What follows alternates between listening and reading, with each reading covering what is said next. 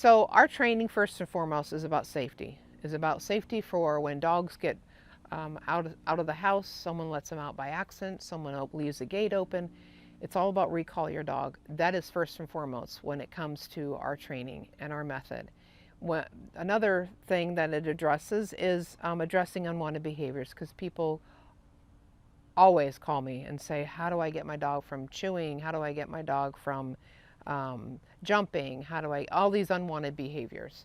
And this is part of the system. But in order for a dog to understand there's a consequence when he hears a command, we have to, first of all, he needs to know, okay, no is not going to be used anymore, because no, there's no consequence with no. People say no all the time, and they tell me, oh, well, I tell my dog no, no, no, and they keep doing it. Well, because it's an empty consequence.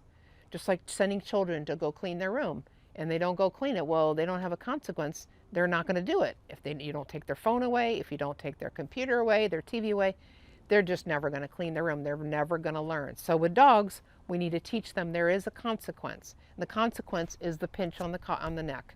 Just like a mama pup and her babies. When the puppies are misbehaving, they grab the nape of their neck and they say, okay, stop doing that, or they redirect them. And that's the concept that we want to teach the dog when it comes to an unwanted behavior. So timing is important when it comes to off. So you really want to catch the dog right before they do the act. So when it comes to jumping, you want it right, and you can tell when your dog's about to jump. They do that. So if you can catch them right before and say off and give them correction, the quicker they're going to learn. But even if they're up, you still can do the correction off. Okay. Now, if they're at a working number is like five, your off may have to be 10 to get them really understanding what you're talking about. So, so when they go jump up, right before they jump, if you can catch them, when they go grab something on the ground, and you can catch them before they grab it. Now, if they've already grabbed it, that's a little more difficult. Timing is more important. Timing is more important than intensity. If you can get the timing down, the intensity doesn't have to be so high.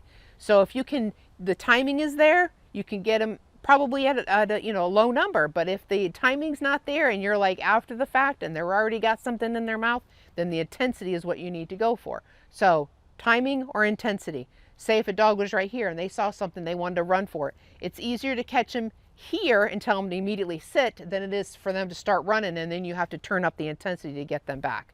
It's easier to get them here than get them down there.